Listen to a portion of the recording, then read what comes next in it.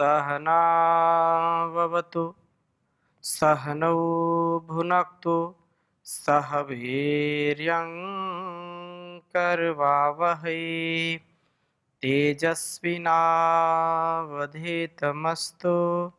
मा विद्विषावहै। ओम शांति शांति शांति। वैदिक जीवन पद्धति, जिसमें हम वेदों में मन का स्वरूप इस विषय पर चर्चा कर रहे हैं।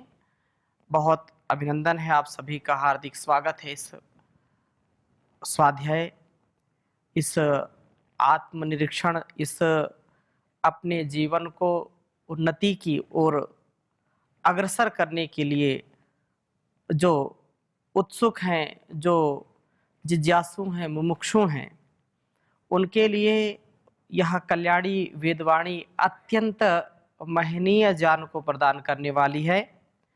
हम सदा सर्वदा सर्वत्र उत्तमोत्तम जीवन को जिएं और संसार के दुखों में, कष्टों में हम कभी घबराएं नहीं, कभी हम विचलित ना हों, इस बात का हमको पूरा ध्यान रखना है।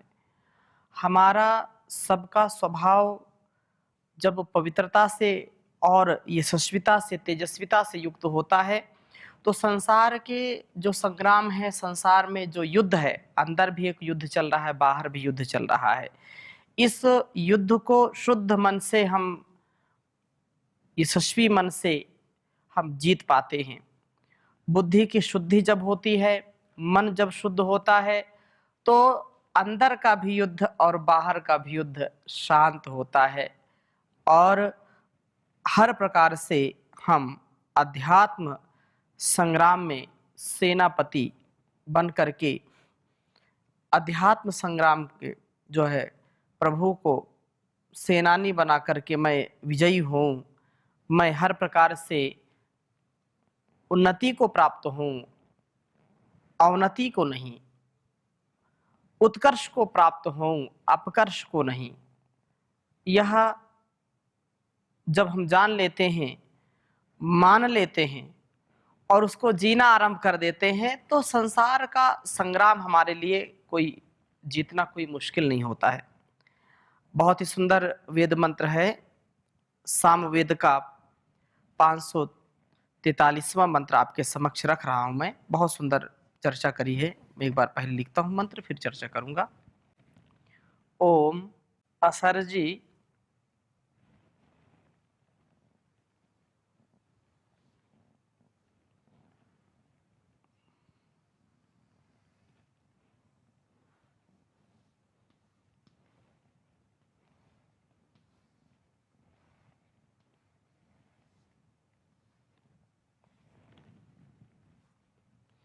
वक्वारथ्ये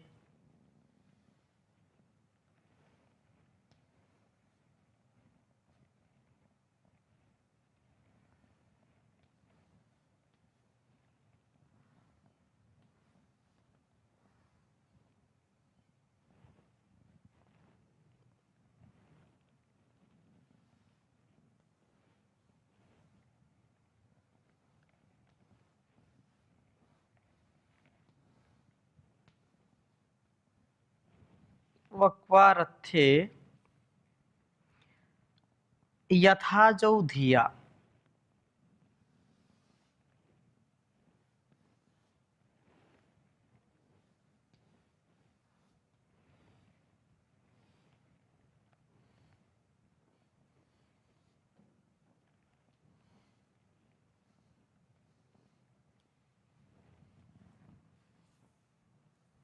धिया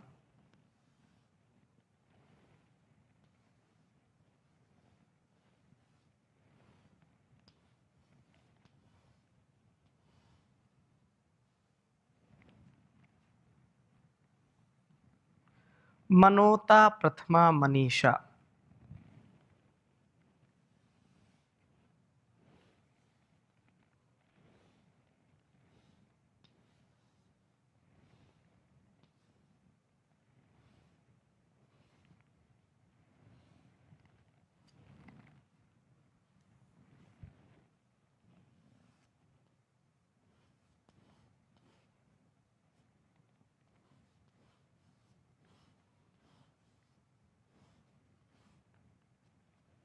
प्रथमा मनीषा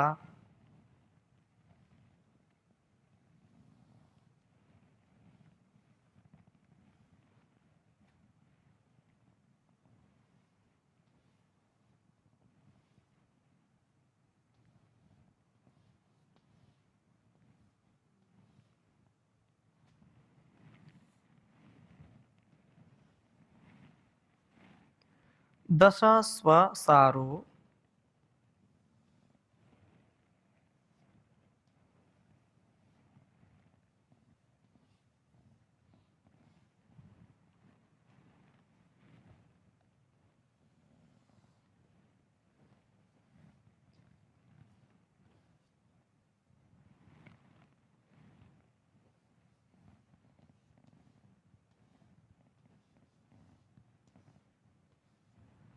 दश स्वसारो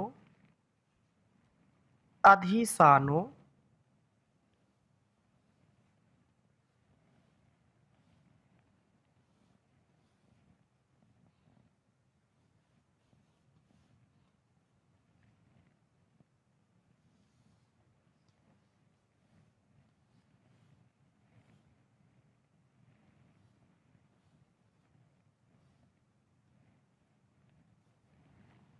स्वसारो अधिसानो अव्यमृजन्ति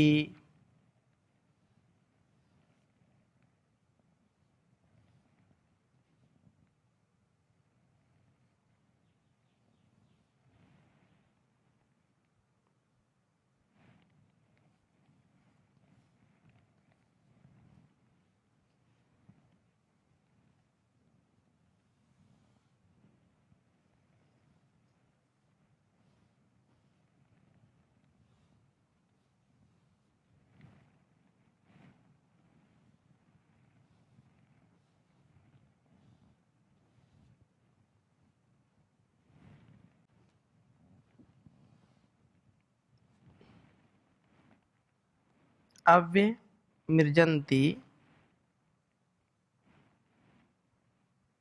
वह्निम्।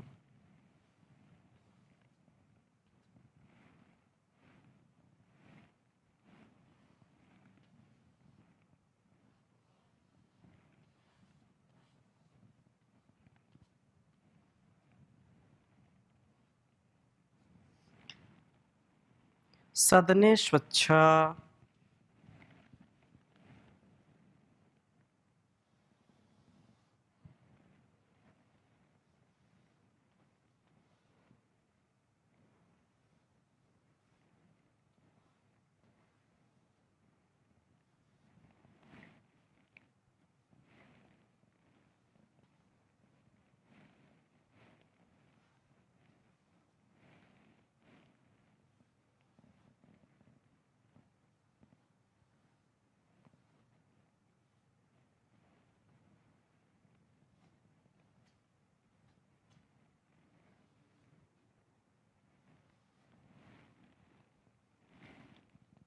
पाँच सौ 43वां मंत्र है सामवेद का यह।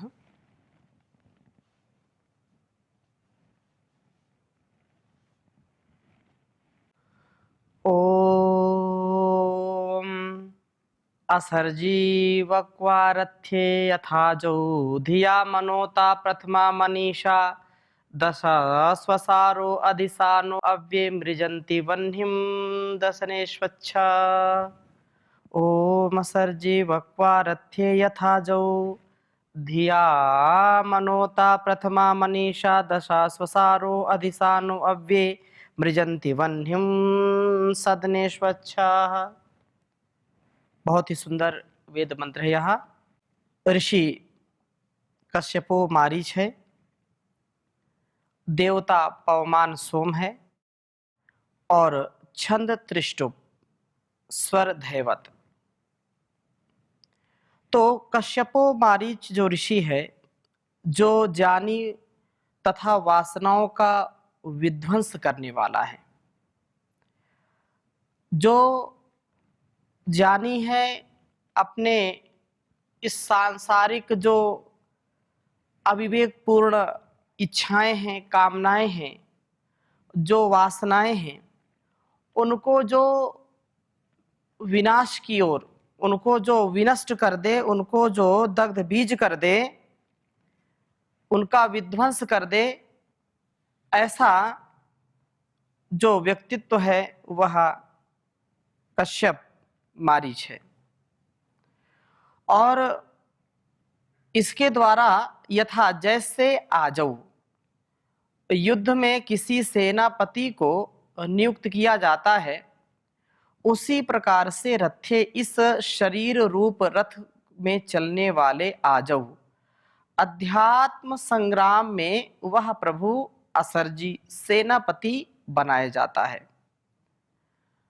वक्वा जो है सृष्टि के आरंभ में वेद ज्ञान का उच्चारण करने वाला है, वह जो कल्याणी वेदवाणी का उपदेष्टा है। इस समय भी वह वेदवाणी का उच्चारण तो करता है, परंतु मैं उसे सुन तभी पाता हूँ जब अग्नि वायु आदित्य व अंगिरा बनूं।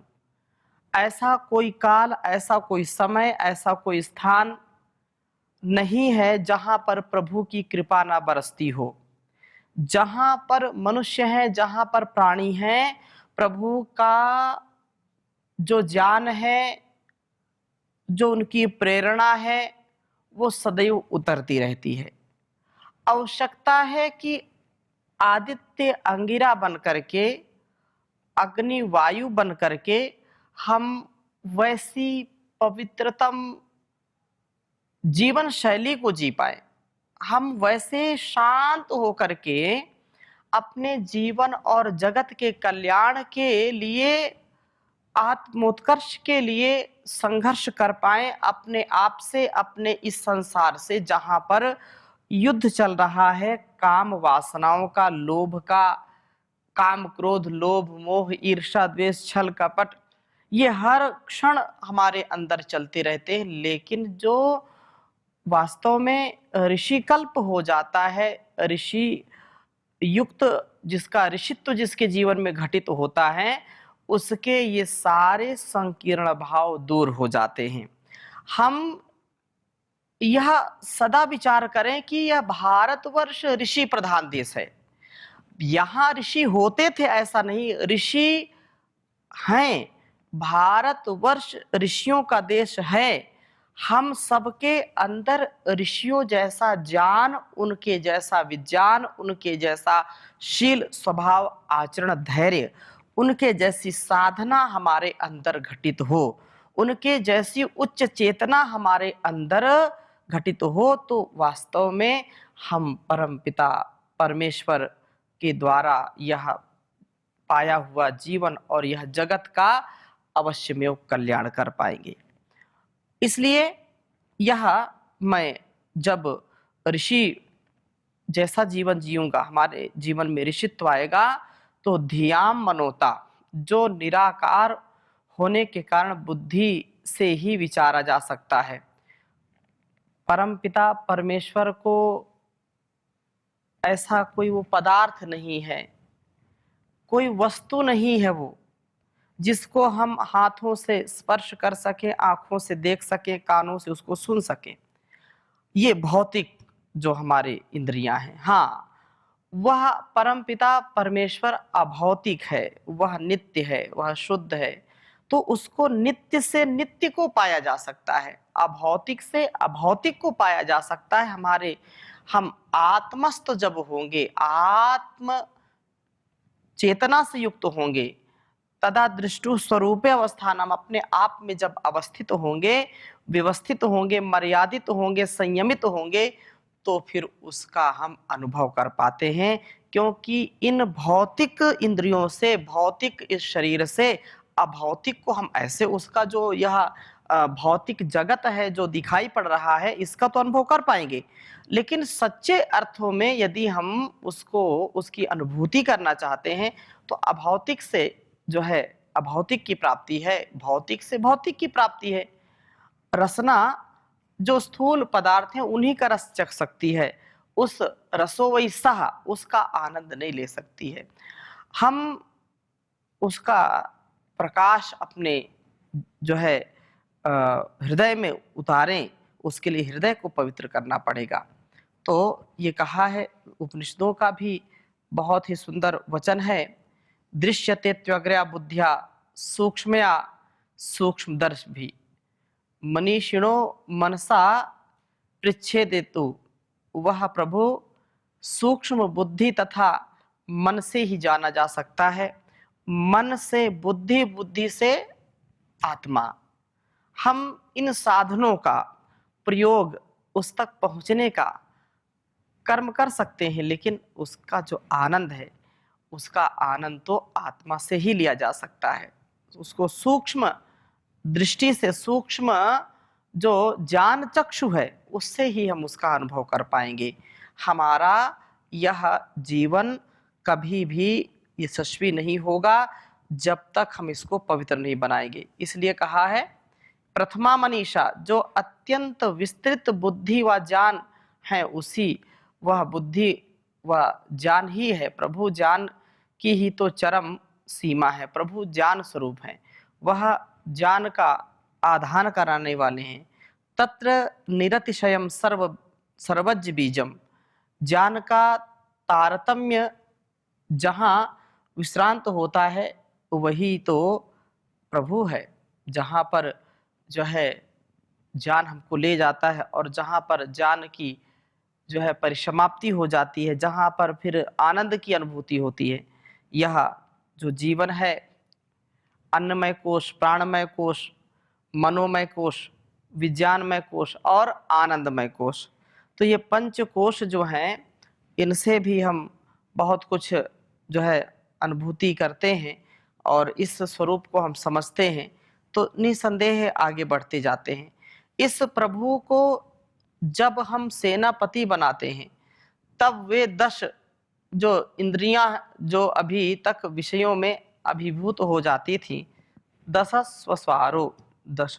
स्वसारो अर्थात जो 10 इंद्रियां, 5 ज्ञानेंद्रियां, 5 कर्मेंद्रियां, तो वे सब जो है अभिभूत विषयों में नहीं होती।